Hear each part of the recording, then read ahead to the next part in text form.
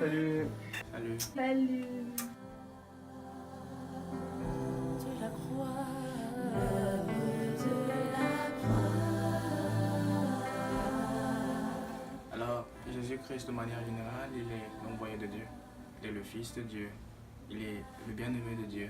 Le bien-aimé de Dieu qui a été envoyé pour l'humanité. De façon générale, Jésus est pour certains un prophète et pour d'autres le Messie, le Sauveur, en d'autres mots.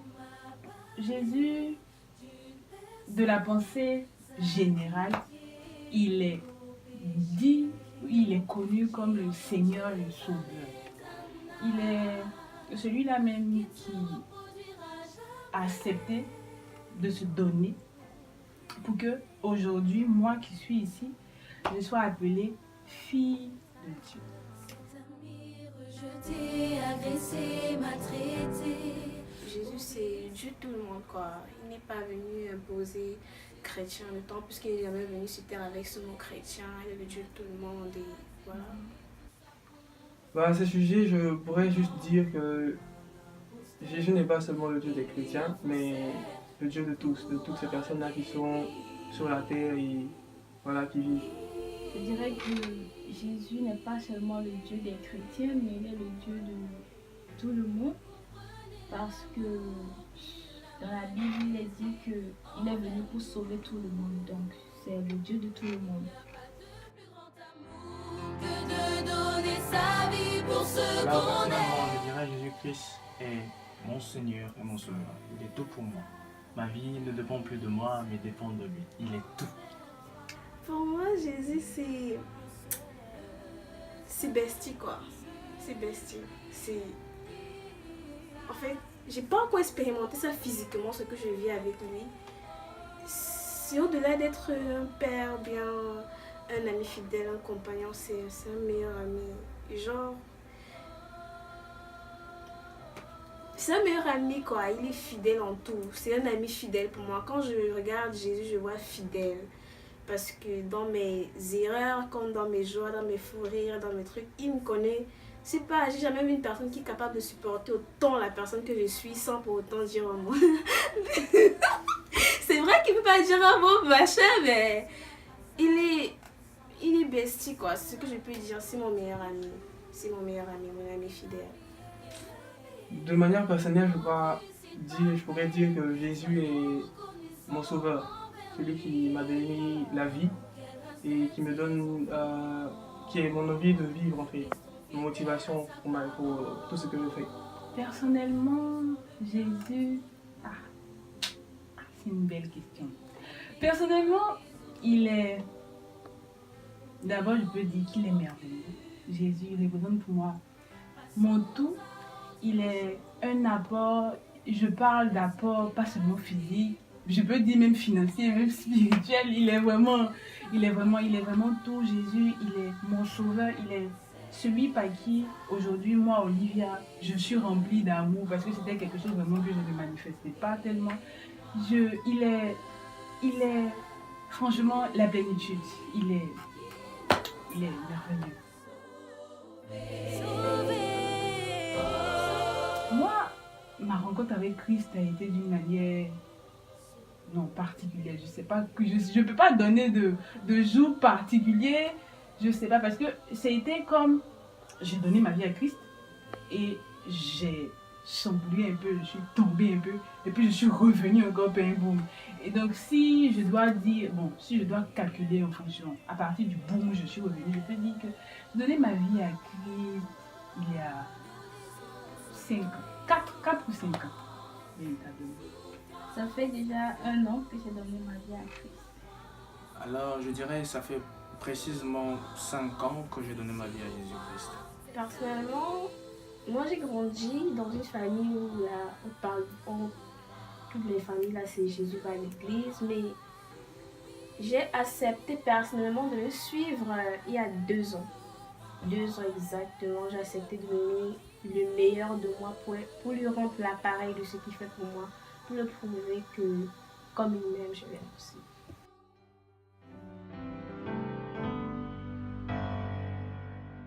Alors j'aime Jésus parce que il m'a démontré dans toutes les choses dans toutes les questions que je me posais, qu'il avait réellement la réponse. Et voilà, c'est justement ce pourquoi j'aime Jésus encore. Je l'aime. Répondre à la question pourquoi, c'est un peu difficile parce que trouver une définition, bon, je sais pas. Donc, trouver une raison d'aimer quelqu'un, c'est un peu difficile. C'est un peu difficile de dire pourquoi. Mais je peux dire quand même que il est indispensable pour moi. Il est indispensable à ma vie. Et je peux affirmer, sans crainte, je peux affirmer avec liberté que si on m'enlève Jésus, je ne suis rien. Et ce fait-là, il est mon tout. Donc, je l'aime. Voilà, je l'aime. Je l'aime. D'une personne sacrifiée. Moi, personnellement, je dirais non, ce n'est pas difficile à vivre. Bon, si je prends ma vie personnellement, je dirais que, en fait, je ne fais rien de ma propre force. C'est Jésus en moi qui fait tout, en fait. Peu importe les problèmes que j'ai, les difficultés ou bien les réponses que j'ai, les solutions que j'ai, ça ne vient pas de moi, ça ne vient pas de ma tête, mais ça vient de Dieu. Ça vient de celui vers qui je me tourne, c'est vers Dieu je me tourne. Donc ce n'est pas difficile parce que c'est lui ma force, c'est lui qui me donne les solutions, c'est lui qui me donne les conseils. Donc je ne fais rien de moi-même. Donc pour moi, personnellement, je dis que ce n'est pas difficile. Cela n'est pas difficile. Nous savons que nous rencontrons beaucoup de difficultés, mais ce que nous oublions le plus, c'est que ce n'est pas tant notre force qui nous pousse à aimer Jésus, mais c'est tant ce dont il met en nous qui nous pousse en fait à l'aimer. Vous savez, il ne suffit pas juste de donner sa vie à Jésus, mais il suffit aussi de l'aimer. Et non seulement aimer Jésus, vous savez, celui qui aime obéit, celui qui aime fait ce dont son conjoint. Je vais vous donner un exemple. Vous savez, dans le mariage par exemple, pour ceux qui sont mariés, la plupart du temps, les femmes sont obéissantes à leur mari. Et c'est ce qui pousse à ce que le mari soit toujours là, à assurer les besoins de sa femme. Parce que la femme fait le plaisir, donne en fait goût à son mari, afin que le mari continue à faire ce dont sa femme veut. C'est la même chose. Quand on aime, il ne suffit pas juste d'aimer, mais aussi d'obéir. Donc je pourrais juste dire à nous les chrétiens, jeunes comme je suis, que cela n'est pas difficile. Sont durées pour toi et moi sur la Religion. Religion. Parler de religion. Ils se sentent jugés par la religion. Bon, ça, je peux dire que c'est d'un point de vue personnel. Ils le pensent personnellement, ils sont jugés par la religion. Sinon, moi particulièrement, par rapport à la religion, je peux dire que... Et c'est quelque chose que j'aime beaucoup dire, c'est que Jésus sur la terre, lorsqu'il est venu, il n'a pas prêché de religion. Il n'est pas venu parler du christianisme, il n'est pas venu parler d'une quelconque religion. Il est venu annoncer le royaume. La raison pour laquelle nous devons être ici, la raison pour laquelle notre motivation doit être la couronne de vie, notre motivation doit être le royaume. Donc, parler de religion particulièrement et dire que je me sens frustrée, je me sens vexée, je ne saurais répondre. Mais je sais, en fonction de la parole, que Jésus n'est pas venu parler de religion particulière. Je dirais tout simplement, c'est parce que je n'utilisais pas le mot religion, mais je dirais que c'est parce qu'ils ne connaissent pas qui est Jésus. Parce que tu te sens jugé juste parce que tu ne connais pas quoi. Quand les gens te jugent parce qu'ils ne te connaissent pas, ou bien parce qu'ils connaissent très peu de toi. Et je conseillerais à ces personnes qui sont jugées d'essayer à le connaître personnellement pour voir qu'est-ce qu'ils pensent vraiment de dire que non, lui, il a l'intention. Voilà. Je pourrais simplement dire que je pense que ces personnes qui disent ça sont des personnes qui ne sont pas parties vers la religion, qui ont juste entendu certaines choses et qui ont justement pris du recul par rapport à ça. Mais en réalité, je ne pense pas que la religion soit une entrave à la liberté de l'homme, mais plutôt c'est la source même de la liberté. Quand on voit réellement que Dieu a un plan pour nous. Et le plan qu'il a pour nous est tellement parfait que ça ne pourrait être pour nous une entrave.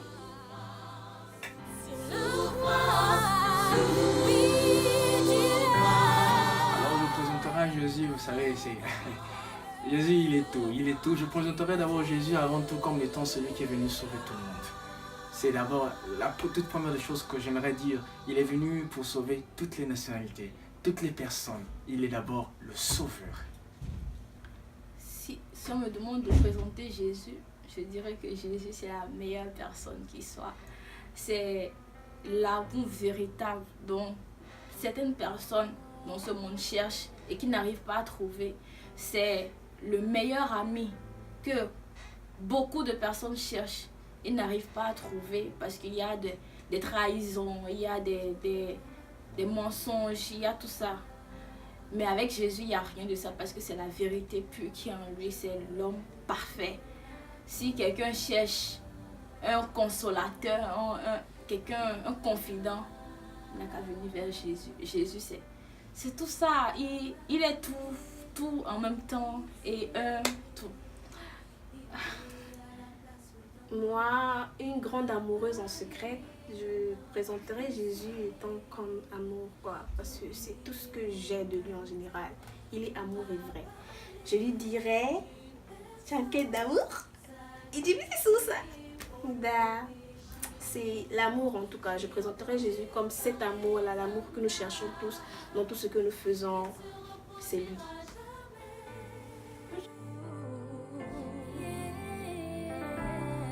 Le verset biblique que je peux donner se trouve dans le livre de Éphésiens 3, verset 19.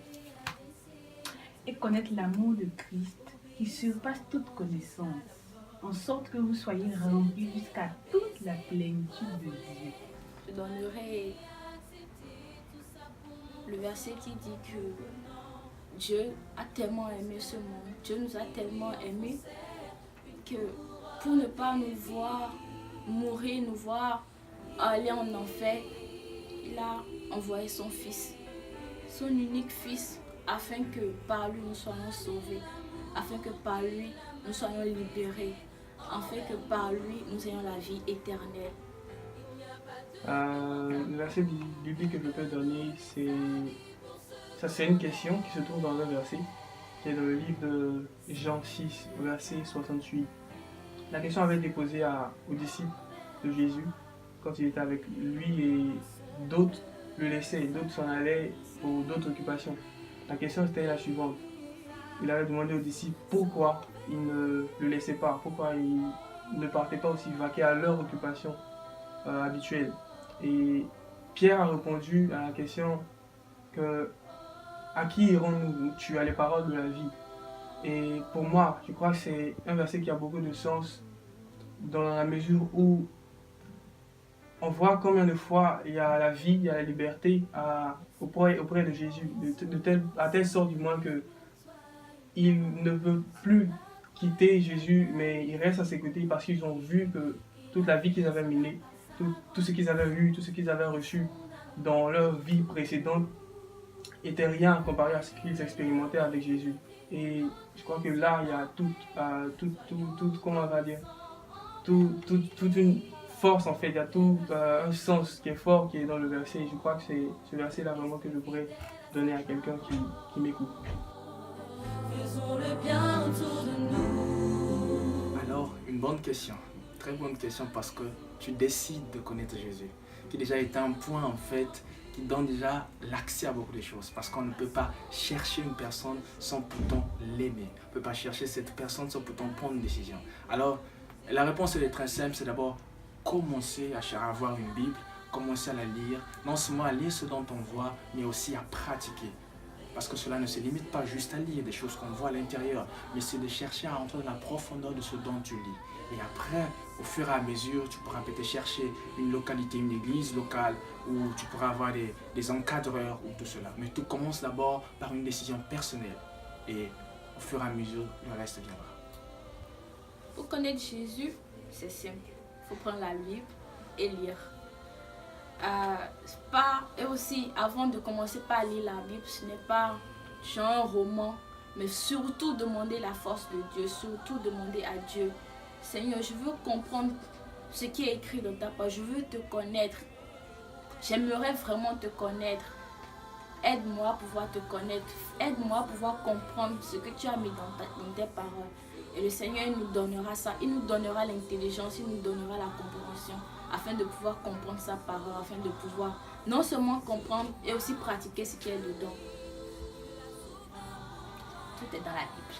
Je pourrais dire que si c'est qu'il y a déjà cette personne-là qui veut le connaître, qu'il sache déjà qu'il a trouvé, parce qu'il se présente à ceux qui le cherchent. Il pourrait dire dans Acte qu'il veut que nous le cherchions en s'efforçant, sans pour autant oublier qu'il est toujours près de nous en fait. Donc, que cette personne essaye de voir tout ce que le Seigneur nous recommande à faire, comme dans Josué 1, verset 8, de demeurer dans la parole. Pour ceux qui n'ont pas de Bible, de commencer à s'acheter une Bible. Pour ceux qui n'ont pas de vie de prière, de commencer à prier. Pour ceux qui n'ont pas une méditation particulière, la parole, de commencer à méditer. Tout viendra crescendo, quoi. Juste le fait que c'est déjà dans le cœur, de ne pas se détourner de cette envie qu'il a en fait, mais de persévérer dans ça. Et je suis sûre que le Seigneur viendra à sa rencontre personnellement.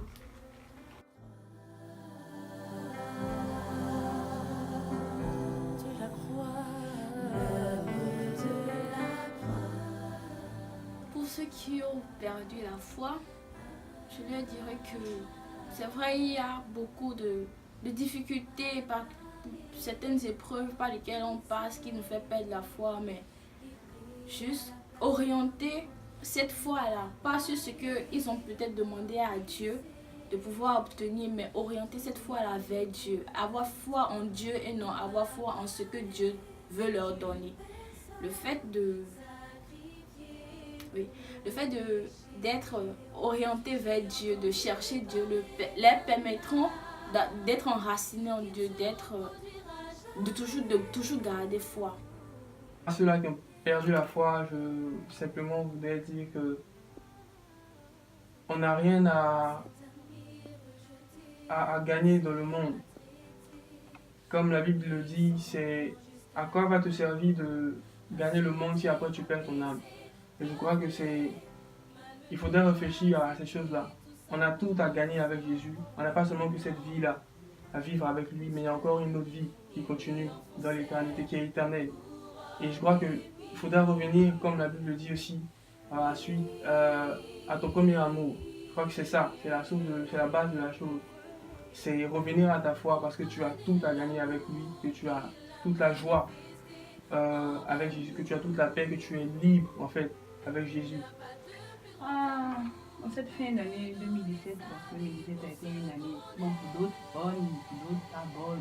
Mais je veux juste te dire, ne te décourage pas si tes attentes de cette année-là n'ont pas donné de fruits, si cette année-là tu n'as pas été satisfait de ce que tu voulais, ne te décourage pas. Sois sans crainte, parce qu'il existe un Dieu qui te connaît plus que tout, qui te connaît plus que quiconque, et il sait, il a des projets de bonheur ou de malheur pour toi, il sait ce qui est bon pour toi.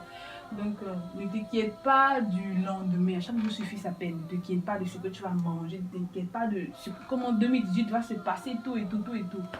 Chaque jour suffit sa peine et sache que Dieu, il t'aime, il va pourvoir à tous tes besoins, il continuera de pourvoir à toutes choses. Voilà.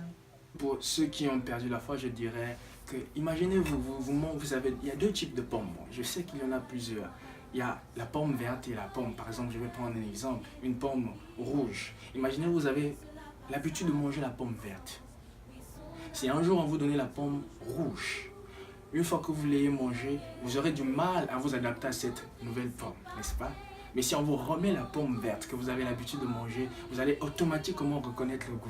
C'est-à-dire qu'en vous, il y a déjà ce plaisir du Christ qui est en vous. Certes, c'est peut-être caché. Certes, c'est peut-être, ça a plu un peu de votre foi, c'est abaissé, votre foi a peut-être connu de tribulations, quelque soit, ou quelque chose de ce genre. Mais ce que je vais vous dire, c'est que le plaisir du Christ est en vous. Il vous suffit juste de redémarrer cette flamme qui est en vous. De recommencer, de donner encore ce cœur. Et je pense que le goût de la pomme que vous avez mangé avant reviendra. Vous savez, ce qu'on a l'habitude de manger, on ne perd pas généralement le goût. Il est en nous parce qu'on reconnaît le goût de ce qu'on a déjà mangé. Mais la nouvelle chose, c'est celle qui a des problèmes. Je vous conseille juste une chose, mes frères. Redonnez-vous cet espoir, redonnez-vous cette foi que vous avez eue avant. Et je pense que le goût, il est là. Vous connaissez le goût de ce dont vous avez déjà mangé. Et cela est très simple. Il suffit aujourd'hui de se lever et dire, me voici, redémarre la flamme que tu avais mis en moi, Jésus. Et je pense que tout ira bien. Et pour ceux qui n'ont pas encore donné leur vie, je dirais, je sais qu'au départ, c'est souvent très difficile. Quand on te présente une nourriture que tu n'as pas encore mangée, tu te dis, ouais, la nourriture me semble compliquée, elle n'est pas assez bonne parce que j'ai pas encore mangé ça. Mais je pense au fur et à mesure que tu commenceras à grignoter, tu comprendras et tu distingueras petit à petit que la nourriture qu'on me donne est une bonne nourriture. Ce dont nous parlons ici, c'est juste Jésus. C'est juste un exemple que j'ai donné pour... Je sais qu'au départ, ça a l'air difficile de donner sa vie à Jésus. Je sais qu'au départ, on a du mal à s'ouvrir.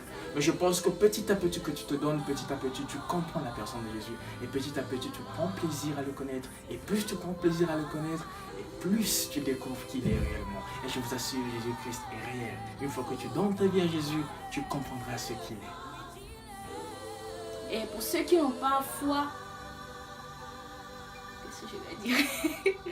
Je vous dirais que demandez la foi à Dieu. C'est Dieu qui donne la foi. C'est Dieu qui donne la foi. Et il vous donnera cette foi. Il vous permettra de pouvoir croire en lui. Il vous permettra de... Parce que c'est pas comme si je croyais en Jésus. Non, c'est Jésus qui est venu m'a donné la foi de pouvoir croire en lui. Il donnera la foi à celui qui veut la foi. Il permettra à une personne de pouvoir croire en lui, de pouvoir être enfermé en lui, à celui qui veut être avec lui. Et à ces personnes-là qui ne connaissent pas encore, je crois que ça sera plutôt une invitation à être plus curieux, à ne pas simplement entendre, écouter les personnes qui parlent et qui justement donnent leur avis, mais il faudrait vous-même donner votre avis par rapport à la chose.